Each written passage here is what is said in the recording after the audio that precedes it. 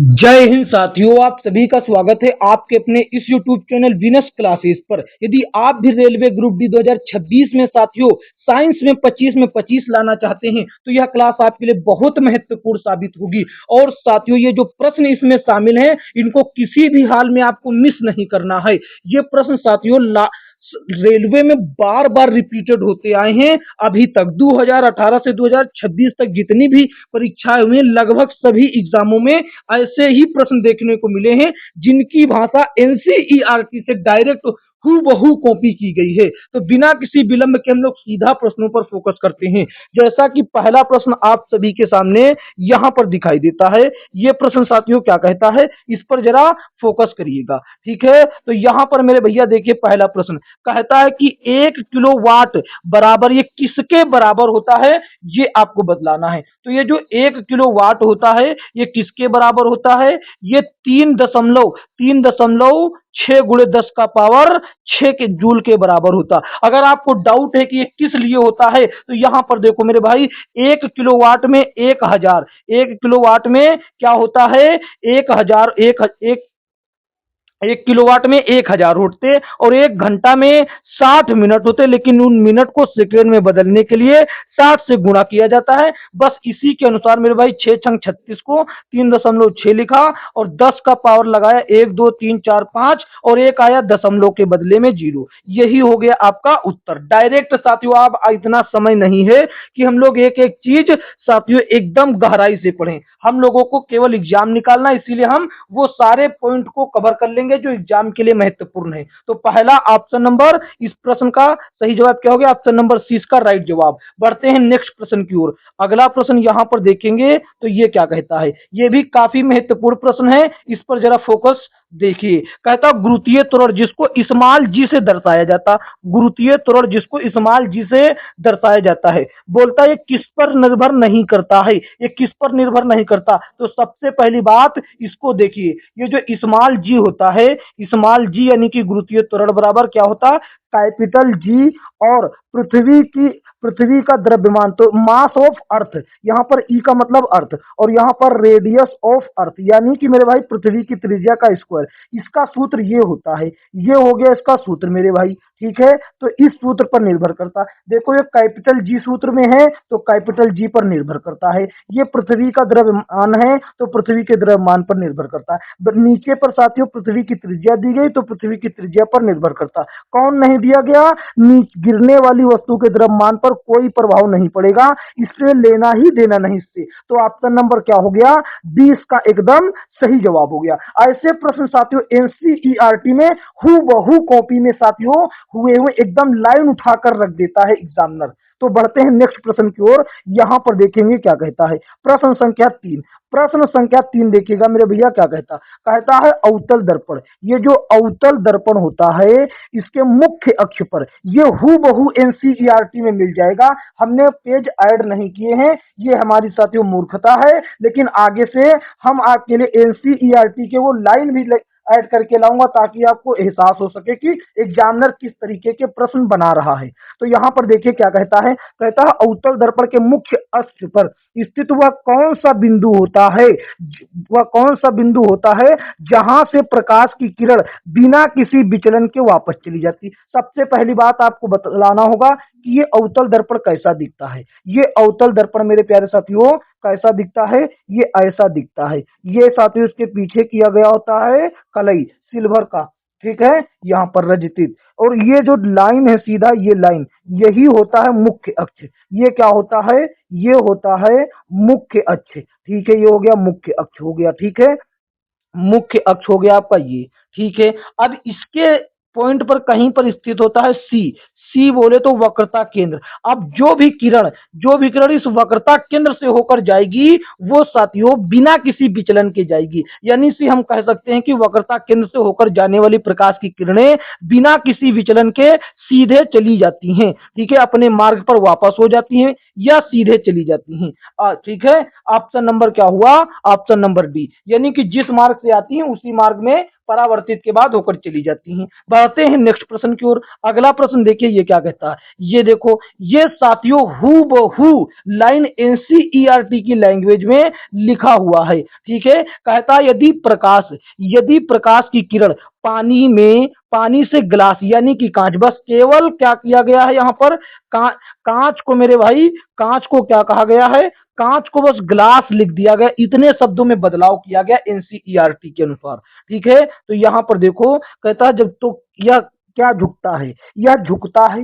देखिए यहाँ पर आपको हम बता दें गहराई से, यहाँ पर देखिए, मान लीजिए मेरे भाई, ये क्या हुआ, ये ऐसे साथियों सेपरेट करता है, ये सेपरेट करता माध्यम को। इधर क्या है, इधर ये पानी है, इधर पानी का माध्यम है, और इधर कांच का माध्यम यानी कि ग्लास का माध्यम है। ठीक है, ये कांच का। अब कहता है कि प्रकाश की किरण, यहां पर सूर्य है कोई, ठीक है, तो प्रकाश की किरण ऐसे आती है, ये देखो ऐसे आई। अब ये पानी से पढ़कर कहाँ जाएगी, ग्लास में, तो ये इसको जाना चाहिए था तो ऐसे से सीधे इस रास्ते पर, लेकिन अब ये कैसे जाएगी, देखिए अब ये अभिलंब इधर, ये सीधा वाला जो है मैंने खींचा, ये अभिलंब हो गया, तो ये किधर झुकेगी, ये अभिलंब की ओर ऐसे थोड़ा सा झुक जाएगी। ठीक है, ऐसे ऐसे झुक जाएगी।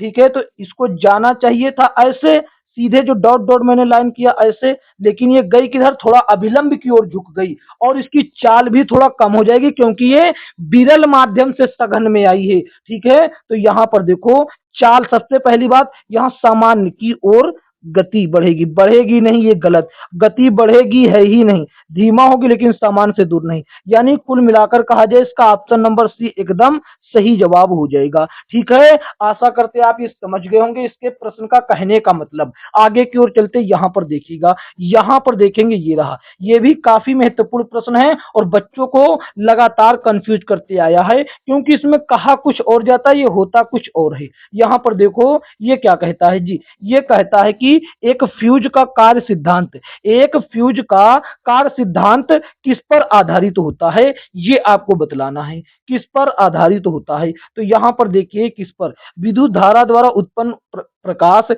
या विद्युत धारा द्वारा उत्पन्न ऊष्मा, या चुंबकीय प्रभाव, या अवशोषित ऊष्मा, ये बतलाना है। तो मेरे प्यारे साथियों, फ्यूज जो होता है ये क्या करता है, ये साथियों इसका सबसे पहला काम क्या है, ये साथियों करता क्या है, ये जैसे ही अचानक से ज्यादा बिजली आ जाए, ज्यादा लाइट आ जाए, तो वो क्या करता है, वो ऑटोमेटिक गल जाता है, मतलब कि वो फ्यूज जो होता है वो गल जाता है, जिससे हमारे जैसे फ्रिज हो गया, कूलर हो गया, प्रेस हो गया, अन्य इलेक्ट्रिक वस्तुएं जो होती हैं वो सुरक्षित हो जाती हैं और वो उसका शिकार नहीं बन पाती तेज वोल्टेज का।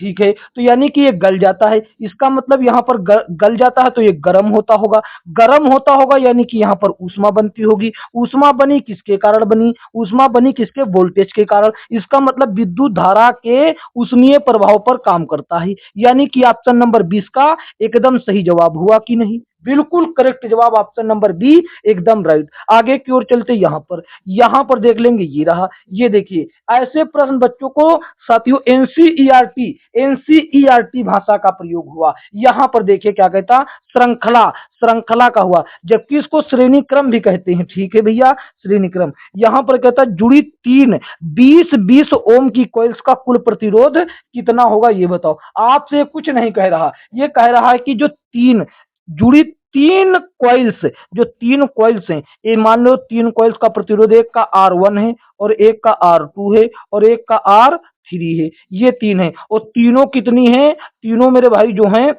ये आपको बतलाना है, जो तीनों हैं वो 20-20 ओम की हैं, ये भी आपको दिया गया है, और ये भी आपको बताया गया कि ये श्रेणी क्रम में, श्रृंखला क्रम में जुड़ी, और जब श्रृंखला क्रम में जुड़ी होती हैं तो इनका टोटल कुल प्रतिरोध कैसे निकाला जाता है, टोटल प्रतिरोध कैसे निकाला जाता है, टोटल मान लो कैपिटल आर है, इसको R1 plus R2 plus R3 ऐसे करके हम लोग निकाल लेते, ज्यों का त्यों जोड़ देते, कुल मिलाकर के 20-20-20 यानी कि 60 जुड़ जाएगा, कुल मिलाकर के 60 इसका टोटल प्रतिरोध, कुल प्रतिरोध हो जाएगा ऑप्शन नंबर सी। ऐसा प्रश्न आपके प्रत्येक शिफ्ट में देखने को मिलता है, वो समानांतर क्रम भी हो सकता है, और मैंने आपको पहले ही समांतर क्रम बता रखा है, आगे फिर भी हम बता देंगे। ठीक है, ठीक है, आगे की ओर चलते, यहां पर साथियों देखते आगे देखेंगे ये रहा, रहा। यहाँ पर मेरे भाई देखिएगा क्या कहता है कि यहाँ पर फोकस करिए जरा। कहता है कि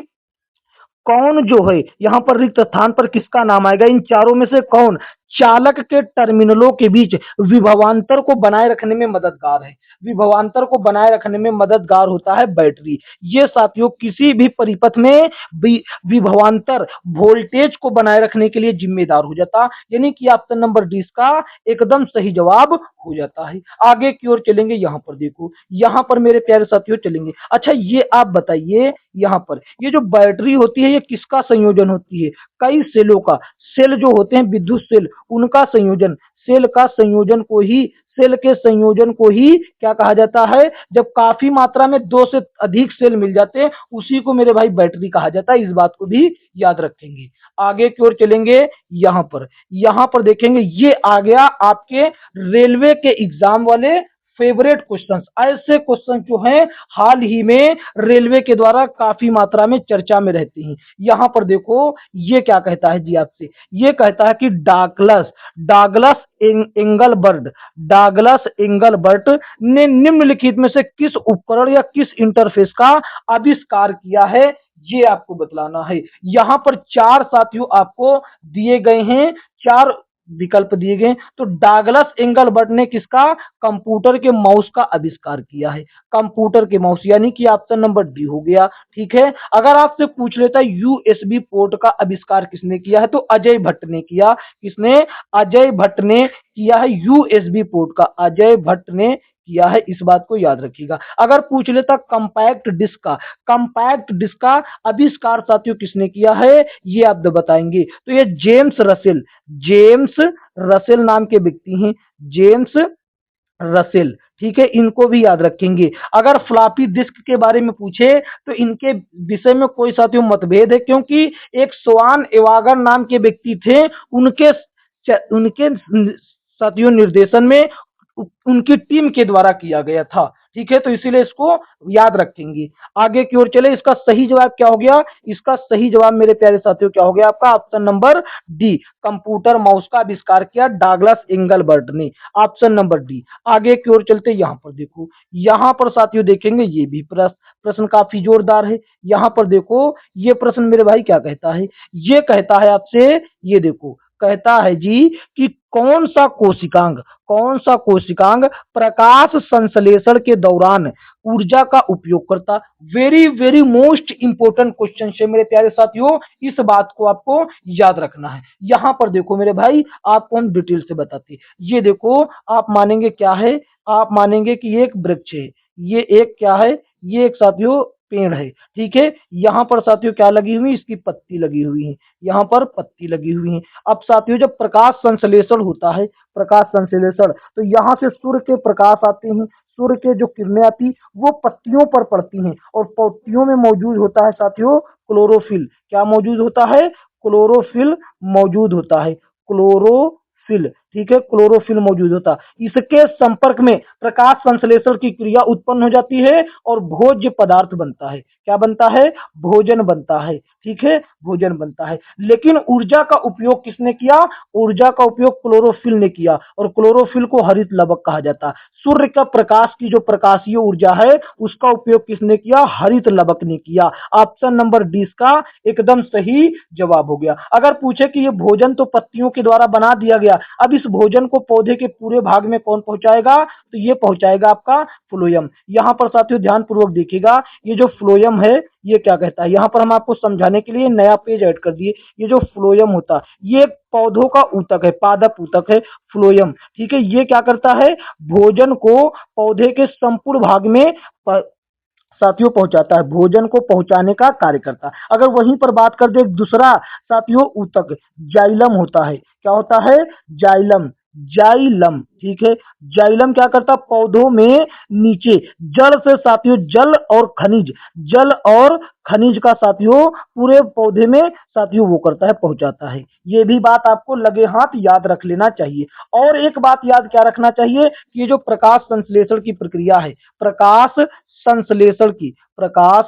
संश्लेषण की जो प्रक्रिया है, यहाँ पर डबल मात्रा नहीं लगेगी इस पर, प्रकाश संश्लेषण की जो प्रक्रिया है, इसमें क्या होता है, इसमें मेरे प्यारे साथियों जो CO2 है, इसको साथियों अवशोषित करता है और रिलीज गैस कौन सी होती है, उत्पाद के रूप में ऑक्सीजन गैस बनती है। इस बात को भी आप याद रखेंगे।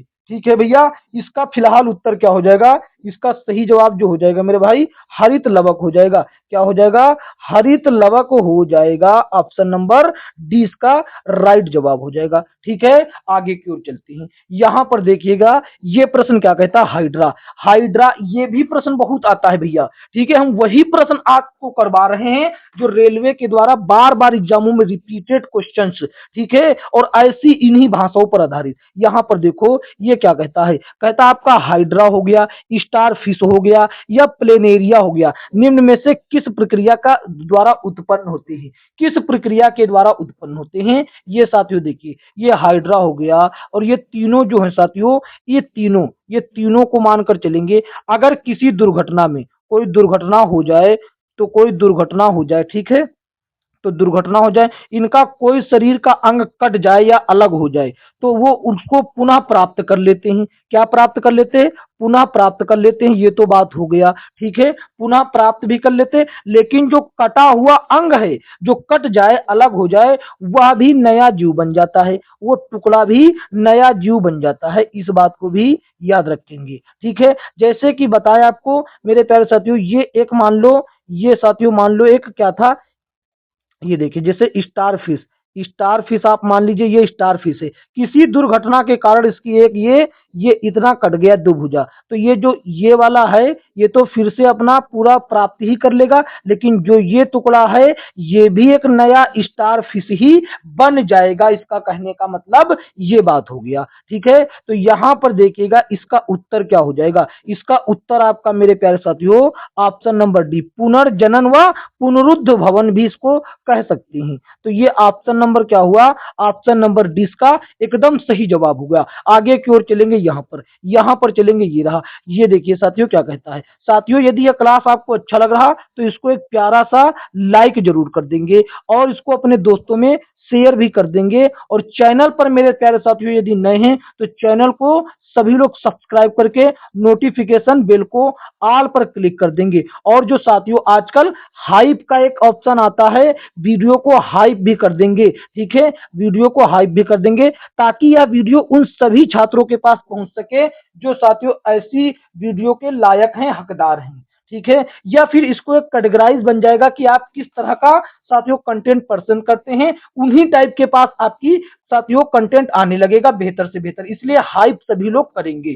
ठीक है, तो चलते हैं अगला प्रश्न। अगला प्रश्न मेरे भाई ये देखिए क्या कहता है जी, कहता है कि मानव शरीर के किस अंग पर एंजियोप्लास्टी की जाती है। एंजियोप्लास्टी, अच्छा ये एंजियोप्लास्टी होता क्या है, सबसे पहली बात, एंजियोप्लास्टी मेरे भाई एक सर्जिकल प्रक्रिया है जिसमें क्या किया जाता है, हृदय की मांसपेशियों तक ब्लड की सप्लाई की जाती है। ठीक है, तो ये किस अंग में करी जाती है, ये भैया करी जाती है हृदय में। ऑप्शन नंबर क्या हो गया, सी इसका सही जवाब। आगे की ओर चलेंगे, यहां पर देखेंगे, ये रहा। ये देखो साथियों, ये भी बेहतरीन क्वेश्चन है। ये देखो, ये साथियों क्या कहता है जी, कहता निम्नलिखित में से किसकी वजह से हमारी मांसपेशियों में ऐंठन अथवा क्रेम्स उत्पन्न हो जाते हैं।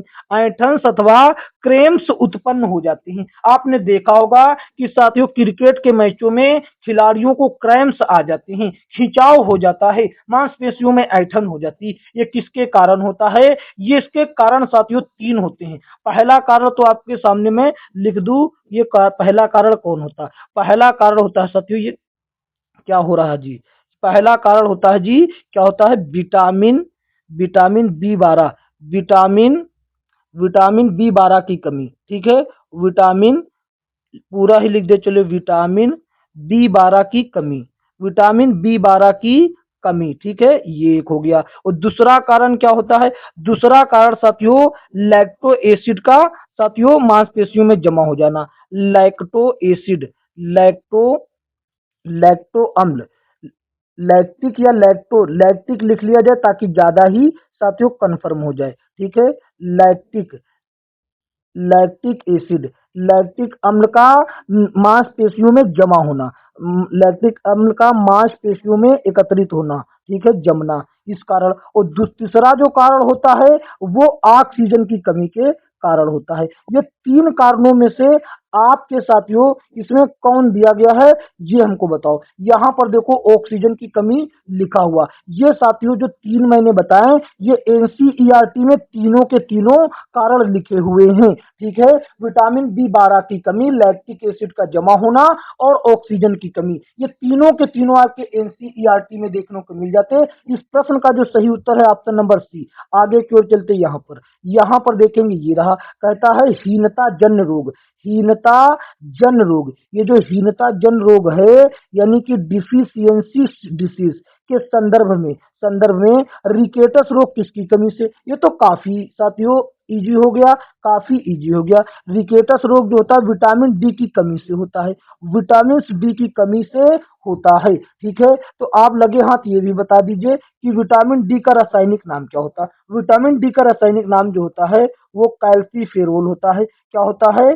कैल्सीफेरोल, कैल्सीफेरोल होता है, ठीक है, कैल्सीफेरोल हो गया। अब आप लगे हाथ बता दीजिए विटामिन बी 12 का रासायनिक नाम क्या होता है। विटामिन बी 12 का रासायनिक नाम क्या होता है? साइनोकोबालामिन, साइनो साइनोकोबालामिन, साइनोकोबालामिन ये होता है, ठीक है, साइनोकोबालामिन, साइनोकोबालामिन। और विटामिन ई का मेरे भाई टोकोफिराल, क्या होता है? टोकोफिराल, टोकोफिराल ये होता है इसका रासायनिक नाम, टेकोफुराल। और विटामिन सी का साथियों होता है एस्कॉर्बिक अम्ल। क्या होता है?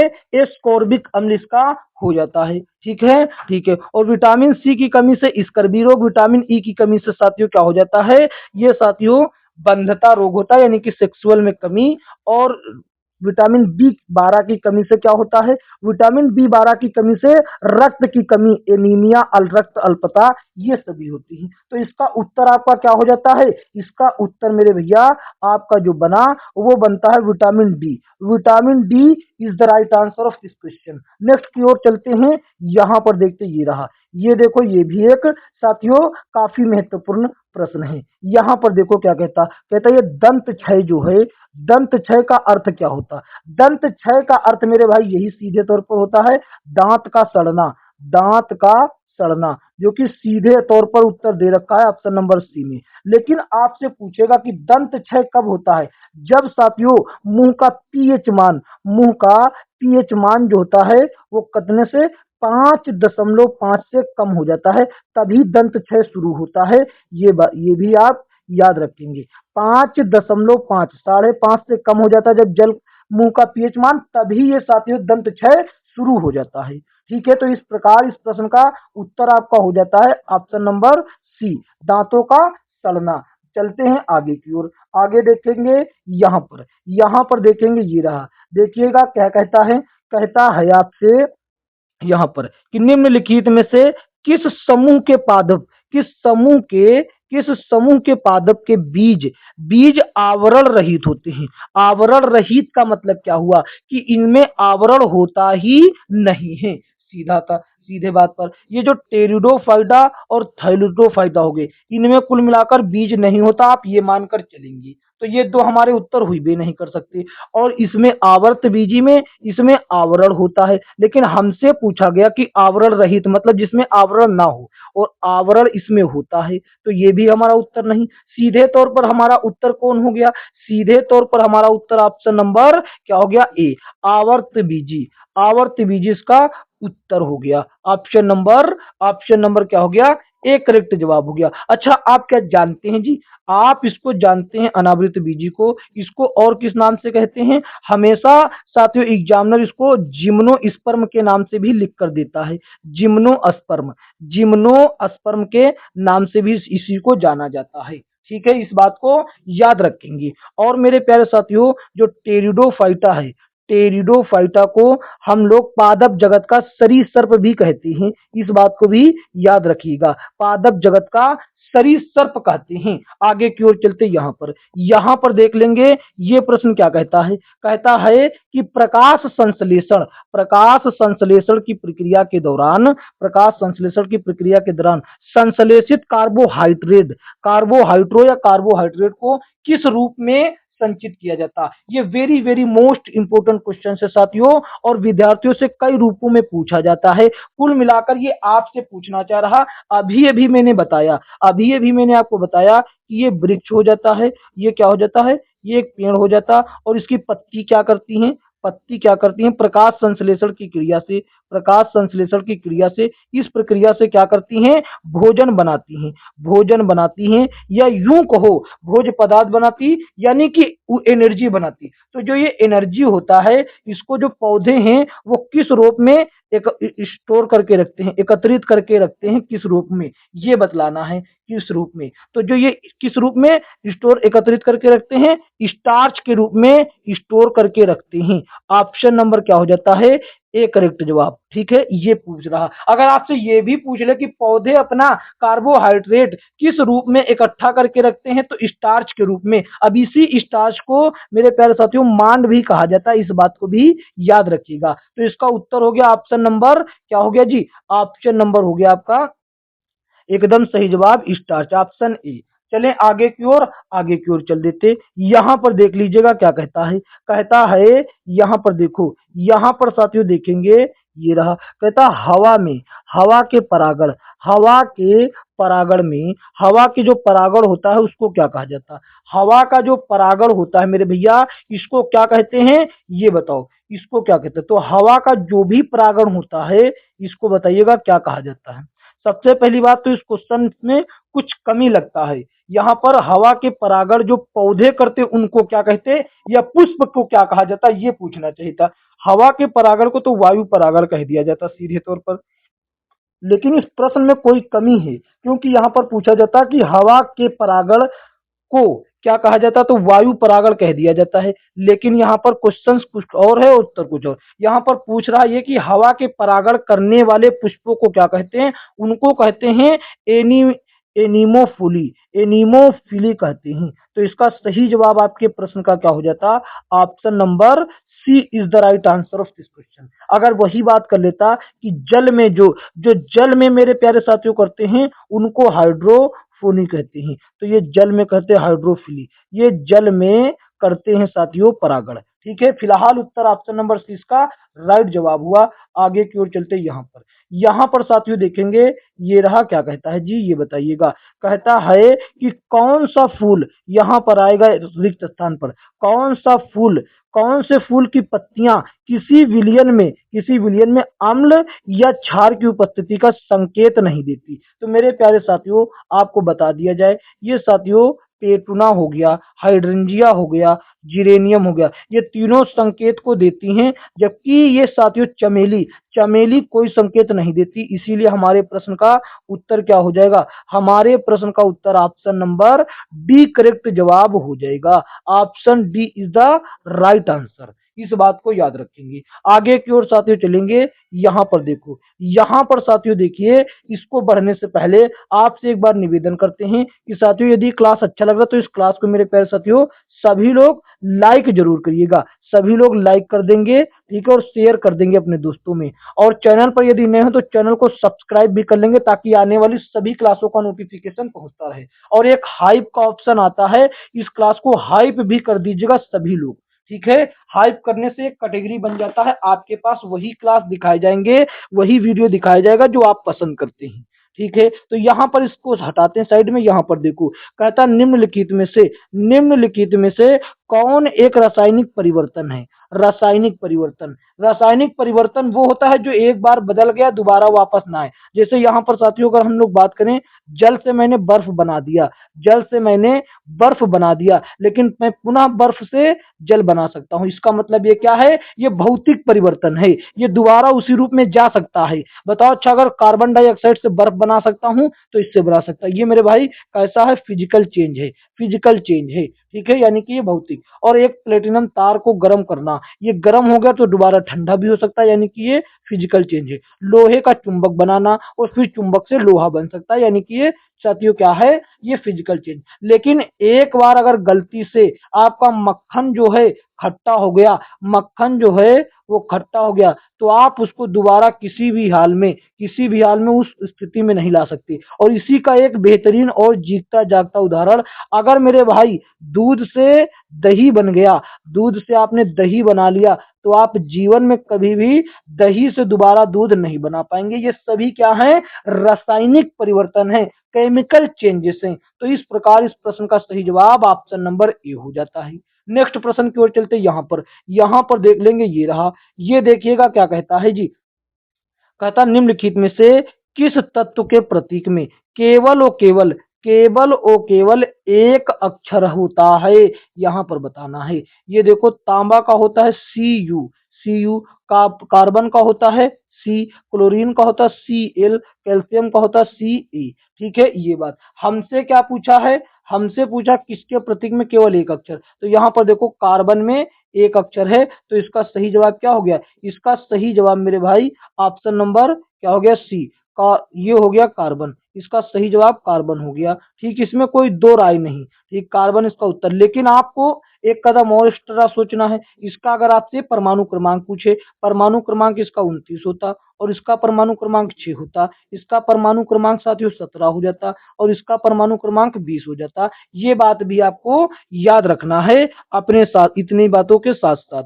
ठीक है, आगे की ओर चलते, यहाँ पर साथियों चलेंगे। यहाँ पर देखो, ये क्या कहता है मेरे भैया कि जो ये समानता है, ये समानता परमाणु के नाभिक में क्या क्या होते हैं, समानता परमाणु के नाभिक में क्या होते हैं। यहाँ पर देखिएगा, ये साथियों मान लीजिए एक परमाणु है, ये एक परमाणु है, और परमाणु का जो ये नाभिक होता है, ये छोटा जो मैंने ग्रीन रंग से बनाया, इसको प्लस के द्वारा दर्शा दिया जाता है। ये आपका क्या हो गया, ये आपका हो गया नाभिक।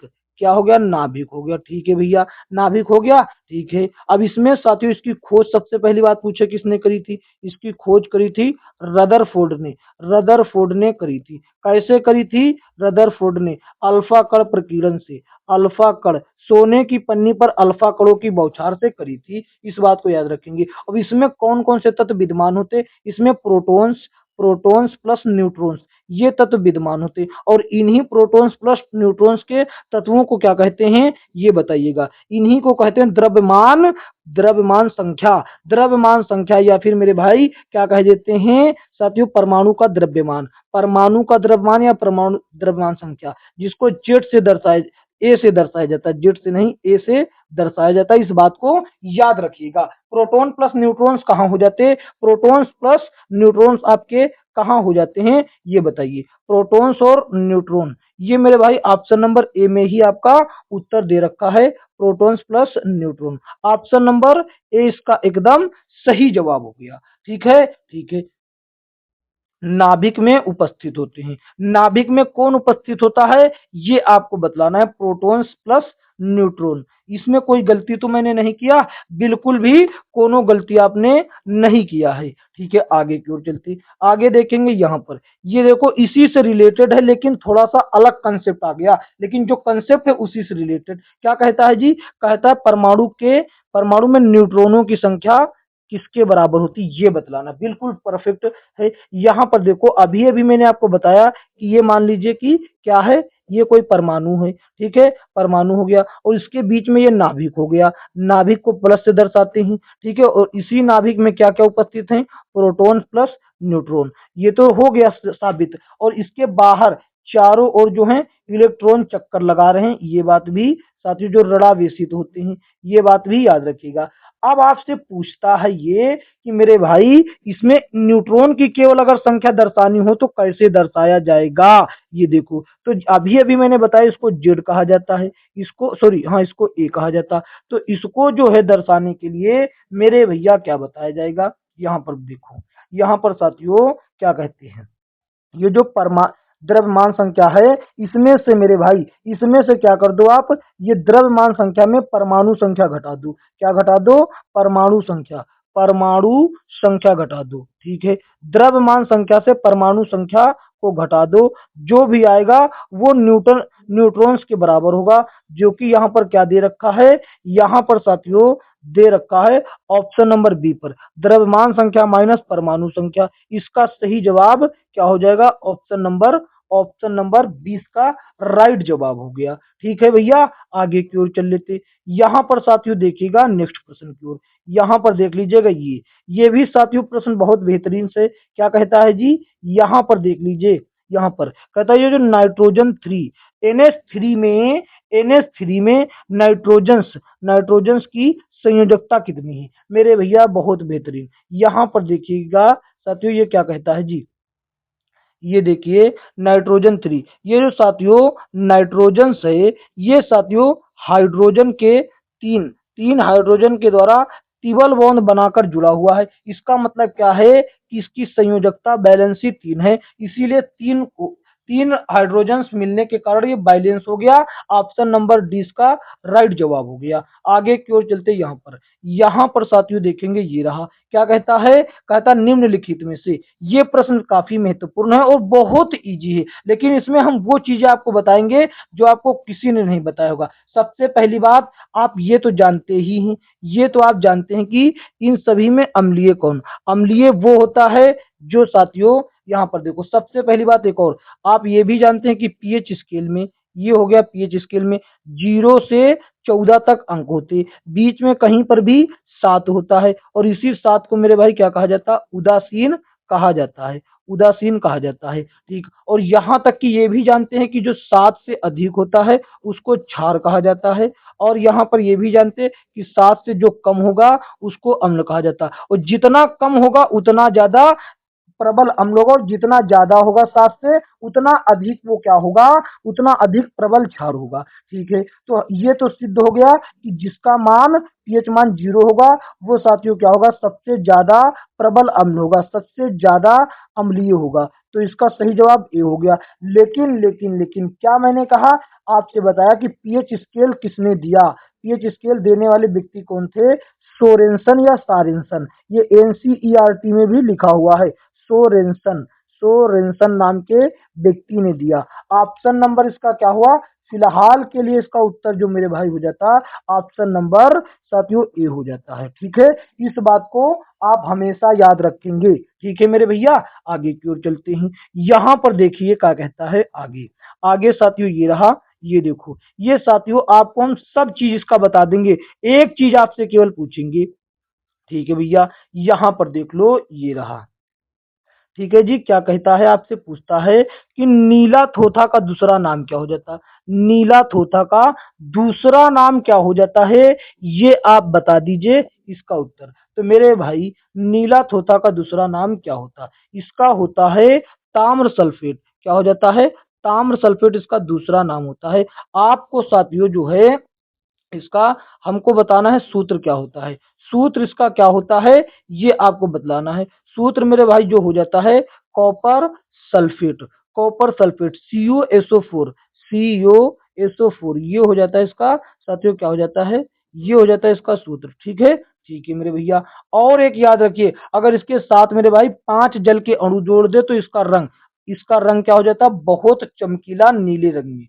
ये हो गया इसका सूत्र। ठीक है, तो ये क्लास साथियों कैसी लगी एक बार हमको बताइएगा जरूर साथियों, सभी सभी लोग, बालक लोग। तो यहाँ पर देखिए, आपसे एक हाथ जोड़कर विनंती और निवेदन है कि मेरे भाई अगर यह क्लास अच्छी लगी है तो इसको एक प्यारा सा लाइक कर दीजिए और इसको अपने दोस्तों में शेयर कर दीजिए। और मेरे प्यारे साथियों, चैनल पर यदि नए हैं तो चैनल को सब्सक्राइब करके नोटिफिकेशन बेल को ऑल पर क्लिक कर लीजिए। और मेरे प्यारे साथियों, इस क्लास को एक प्यारा सा हाइप का ऑप्शन आया, हाइप भी कर दीजिएगा।